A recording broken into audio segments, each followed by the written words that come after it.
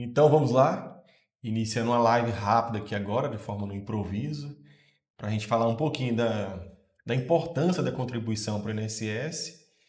E antes de iniciar a live, já aqui, antes de iniciar o assunto, pedir para você já dar o like aqui na confiança no vídeo, porque o vídeo vai ser bom, vai trazer muita instrução aqui, é importante para qualquer pessoa. Hoje não tem essa live aqui não tem limitação, não. Eu vou aposentar amanhã, eu vou aposentar daqui um mês, que eu vou ter que ver essa live, não. Isso é para todo mundo. Então vamos lá, Edilson, vamos começar a falar sobre a importância de contribuir para o INSS, né? Acho que é um assunto que a gente tinha que ter trazido aqui há mais tempo, é muito importante. De certa forma, acho que é igual eu falei no começo, que pode beneficiar todo mundo. Então não vamos demorar não, porque é para ser um vídeo rápido aqui, né?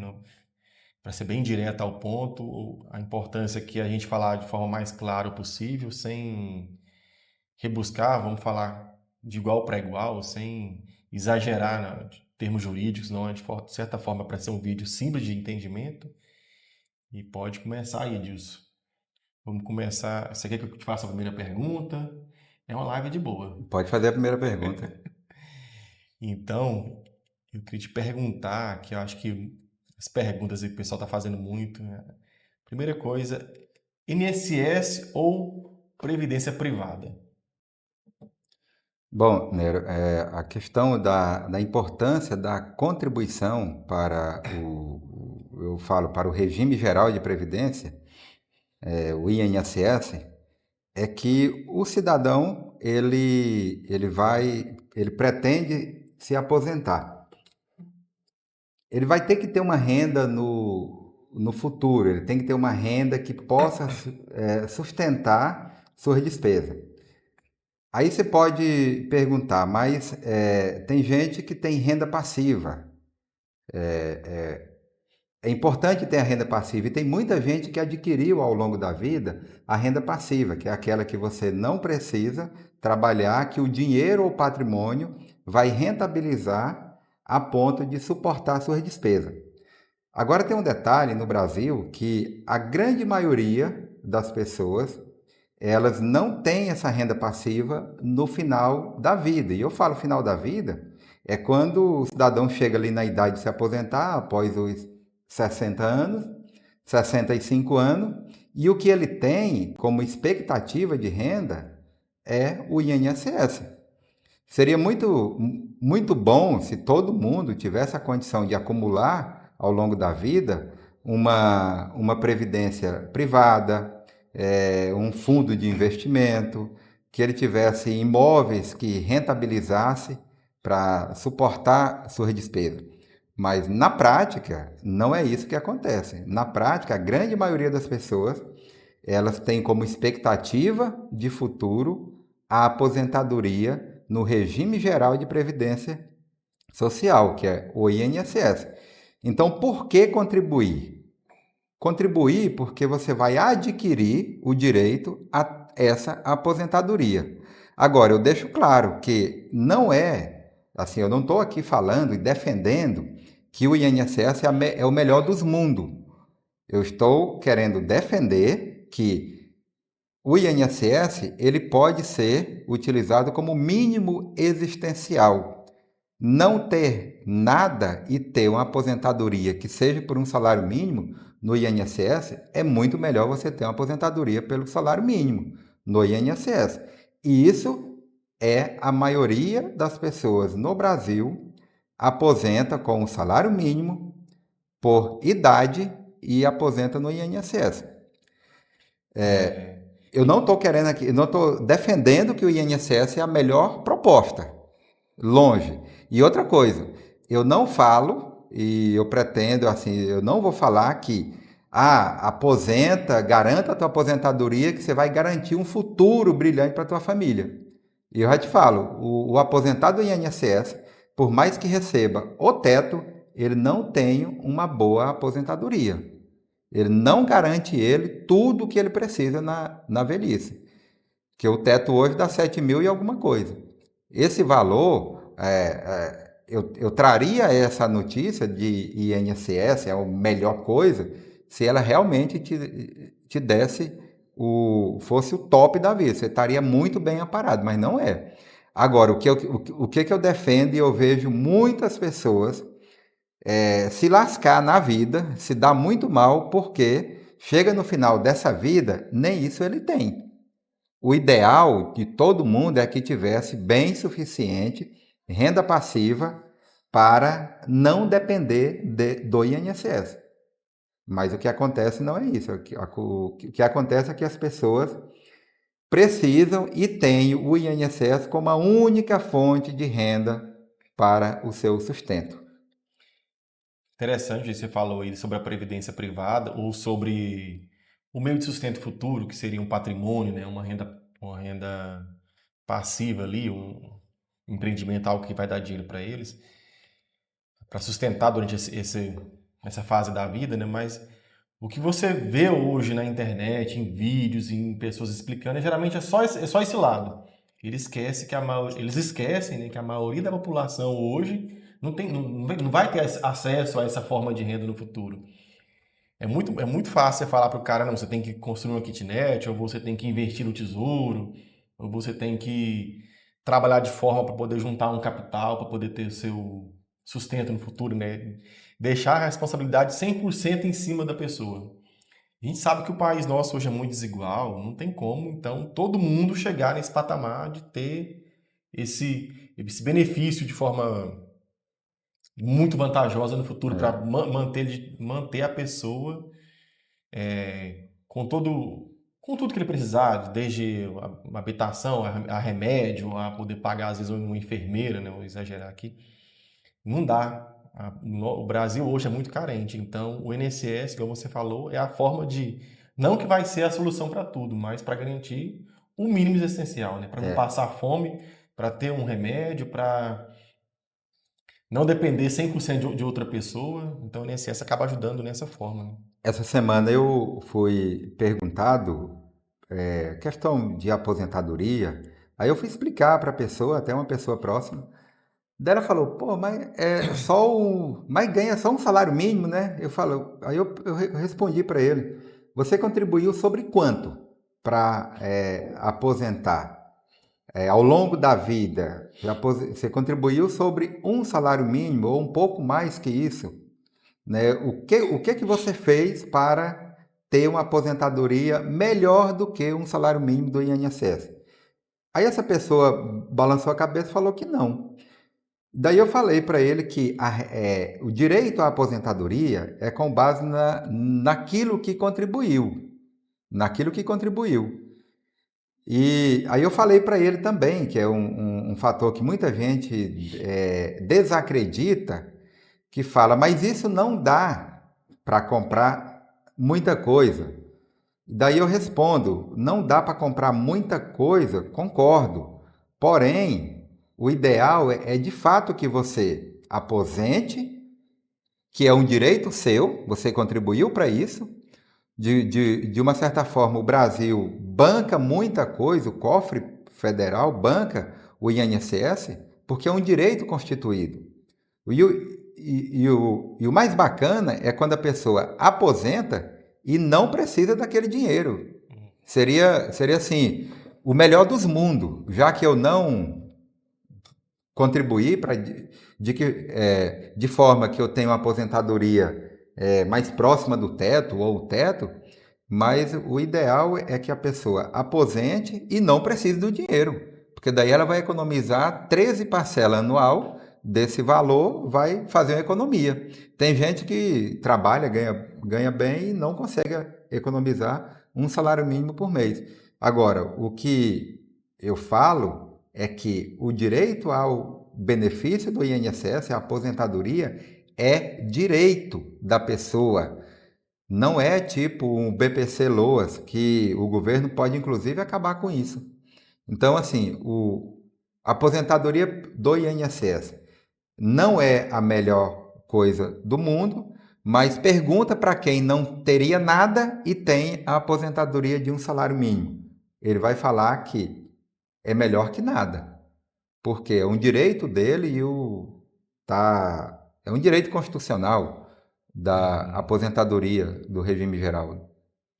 Hoje, quem recebe Bolsa Família, que hoje tá R$ 600, não sei quanto falou que tá, já faz a diferença na vida da pessoa, imagina. O salário mínimo é 3 vezes esse Imagine uma valor. aposentadoria Uhum. de um salário mínimo. Pois é, duas, quase 3 vezes esse valor, né?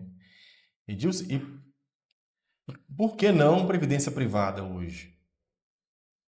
Aí a gente tem que identificar quais são os públicos, né? Eu falo que a gente observa e você vai pegar gráficos, né?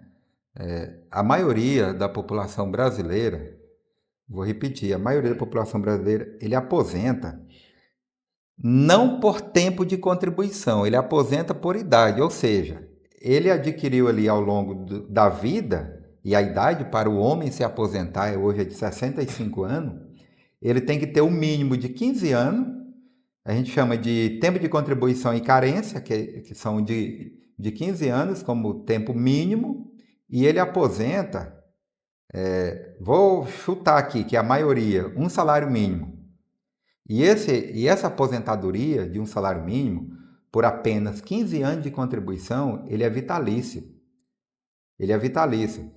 Vamos, assim, os canais, tem muitos canais do YouTube que pregam, demonizam o INSS. Por que que eu faço um contraponto?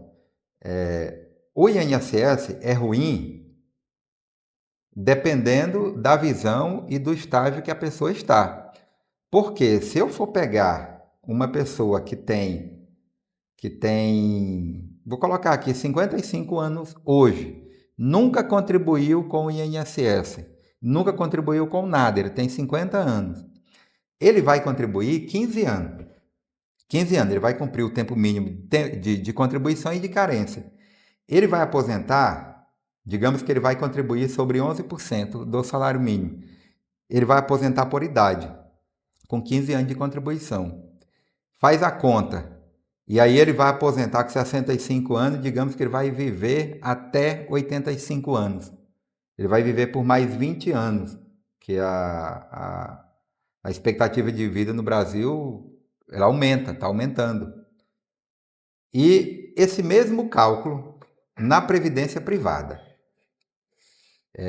Quanto que esse cidadão iria receber contribuindo 15 anos? Hoje está R$ 166 a contribuição de 11% sobre o salário mínimo. Qual que é a previdência privada que vai bancar, depois de 15 anos de contribuição no valor de R$ 166, qual que é a previdência privada que banca 20 anos de renda de um salário mínimo? Não existe. Não existe. Agora, a previdência privada, ela é excelente como previdência complementar. Para quem tem condição de pagar, quem tem condição de pagar, paga a título de previdência complementar, previdência privada. Ainda assim, esse que contribui, tem condição de contribuir para a previdência privada, ele deve também contribuir para o INSS, que é muito mais vantajoso nessas condições. Agora, sim, saber que para quem é vantajoso, previdência privada vai depender do que ele ganha. Porque em qualquer situação, contribuir para o INSS, nessas condições que eu estou falando de aposentadoria por idade, não tem, a conta não fecha. Nunca que, não existe previdência privada que vai ser melhor do que o INSS. O INSS é uma mãe, né? O Brasil hoje é uma mãe, né? E tem um detalhe: se a pessoa contribuindo nessa situação que eu estou falando, de o cara tem 50 anos de idade, vai contribuir por 15 anos. Digamos que ele contribuiu 5 anos, teve uma fatalidade na vida e ele veio a ficar inválido. Ele aposenta por invalidez. Ele aposenta por invalidez. E a mesma coisa, é vitalício. Qualquer aposentadoria do INSS é vitalício. E nessas mesmas condições, pagando a previdência privada, o que a previdência ia pagar para ele? Ia pagar só, devolver para ele o que ele contribuiu. Que a previdência privada não faz mágica. Ela pega o teu dinheiro coloca no sistema de capitalização e depois ela te devolve aquele dinheiro. Ela não te doa dinheiro. O INSS não, praticamente ele doa dinheiro. Porque o indivíduo, o cidadão, ele não contribuiu nem metade daquilo que ele vai receber. Isso tudo é subsidiado pelo governo federal. A previdência privada, então, na verdade, ela é um investimento. Previdência privada é um É um investimento investimento que você faz, uma de... aplicação que você faz para depois poder pegar esse dinheiro no futuro com um certo rendimento. E a previdência privada, ela é um investimento que ela só é interessante a partir de 10 anos. Se fazer uma previdência privada para 5 anos, ela não vai te rentabilizar nada. Ela só é importante quando, depois de 10 anos, que ela começa a capitalizar, que vai te dar uma rentabilidade. O INSS não. O INSS você começa a contribuir, adquirir a qualidade de segurado, pode acontecer de vir a óbito, alguém vai receber uma pensão, se for casado, tem a mulher, tem filho menor, vai receber uma pensão. A previdência privada também não. A pessoa que vai receber a pensão, ela vai receber, pode receber até um determinado período. Então, resumindo, primeiro previdência INSS, a gente pega primeiro o INSS. Se sobrar um recurso ali, a gente aplica na previdência privada. O ideal seria. Só aplicar na previdência privada se eu tiver um recurso adicional para poder aplicar, né? Não nunca fazer como nunca ser minha principal previdência, minha primeira previdência, né? Sempre ela é secundária. Quem tem condição, um cliente que tenha um ganho, uma rentabilidade maior, você faz um planejamento previdência para ele. Um planejamento previdenciário. Daí você inclui previdência do regime geral de previdência social, que é o INSS, e aí você faz outro, incluindo a previdência privada, porque um vai complementar o outro. Mas em qualquer situação, contribuir para o INSS é mais vantajoso que a previdência privada. Lógico, você tem que fazer um estudo, porque o INSS, dependendo do valor que você vai aumentando, vai contribuindo, ele se torna menos vantajoso do que a previdência privada. O foco é que as pessoas entendam que quem não tem condição de pagar uma previdência privada é mais vantajoso pagar a previdência social, o INSS. Agora, lógico, é muito melhor você pagar uma previdência privada do que contribuir para o teto no INSS. Então, tudo depende do caso concreto. Tudo depende do caso concreto. Agora, aquele cidadão que vai contribuir com um salário mínimo, principalmente aquele que pretende aposentar, que a situação dele, ele vai aposentar por idade, compensa ele pagar, fazer um planejamento específico e pagar o INSS. Lógico, tem situação que se ele tiver condição de pagar, ele paga a previdência complementar. Edilson, você começou a falar sobre planejamento, né? Você falou muito planejamento agora. Me explica melhor o que seria esse planejamento previdenciário. Planejamento previdenciário é um estudo sistematizado que nós fazemos num contribuinte específico. Você vai pegar a situação dele, ver o quanto tempo de contribuição que ele tem, vai abrir o CNIS dele, vai pegar a carteira de trabalho, identificar o tempo que ele tem de contribuição. Digamos que ele não é contribuinte, que ele não é segurado obrigatório, ele é um contribuinte individual, ou pretende ser um contribuinte individual, nós vamos identificar como que ele vai contribuir, quanto tempo ele vai contribuir, qual o valor que ele vai contribuir, ou seja, qual código que também ele vai contribuir, para identificar a data provável, a data específica que ele poderá dar entrada no requerimento de aposentadoria. E o importante do planejamento é que nós conseguimos identificar todos os problemas existentes no cadastro desse contribuinte junto ao INSS. Como, por exemplo, erro no CNIS, vínculos que deverão ser comprovados. Tem outras situações de ter contribuição menor que o valor mínimo. Tem outra contribuição que é um pouco maior, a gente tem como fazer uma compensação de contribuições de forma que o contribuinte não perca um mês de contribuição, não perca 2 meses de contribuição. Então, o planejamento é um estudo específico da situação do contribuinte, chama de planejamento previdenciário. E nesse planejamento, você consegue ali mensurar o quanto que ele vai investir em contribuição e quanto tempo ele vai receber o dinheiro de volta, no caso da aposentadoria, para demonstrar o que compensa e o que não compensa. Interessante você falar de planejamento, porque quer dizer, o planejamento, como você falou também, ele consegue ver, identificar os possíveis erros, né, que tem que pode ter no CNIS, né, que é o cadastro do INSS.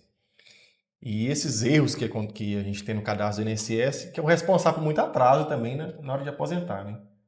Às vezes por ter um erro ali no CNIS, por ter um erro no seu cadastro, no dia que você vai dar a entrada na aposentadoria, acaba que um dos responsáveis pela enrola no prazo, pelo processo enrolar e chegar na mão do analista e voltar para a mão do advogado para poder corrigir, dá para ser evitado, dá para ser corrigido e antecipar já de forma para deixar isso muito mais rápido, se você fizer um bom planejamento e buscar sanar todas essas possíveis inconsistências, né, que tem no CNIS.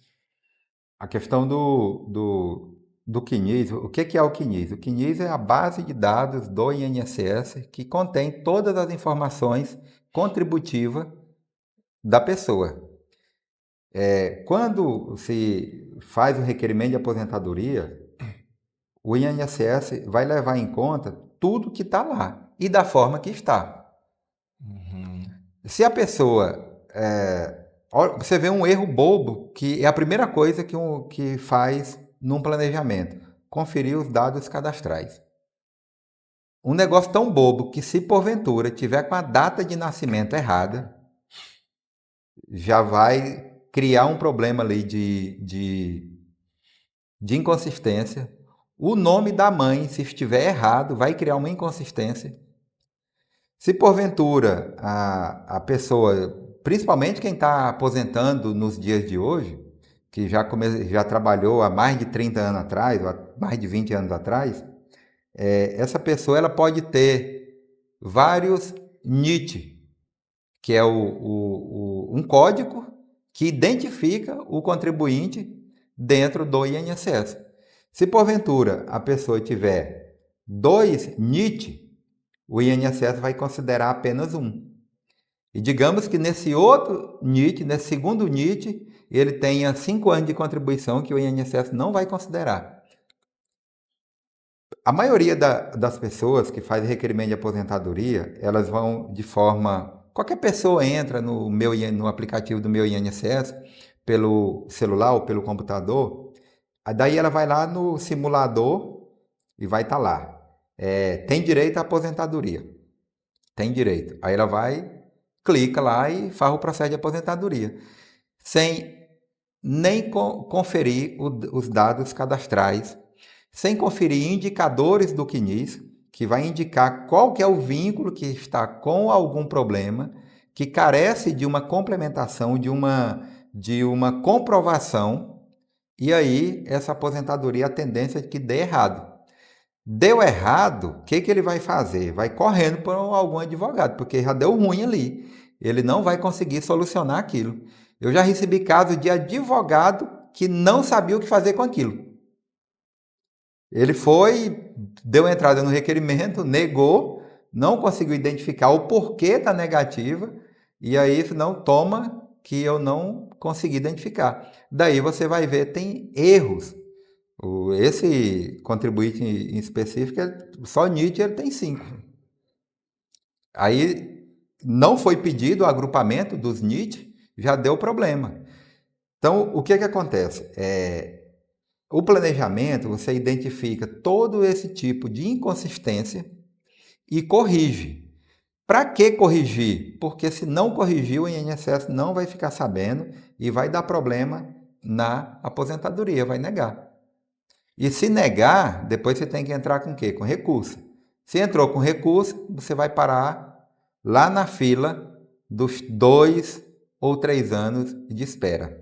Então, daí a importância de, antes de qualquer requerimento de aposentadoria, fazer um planejamento previdenciário para saber todas as particularidades do tempo de contribuição.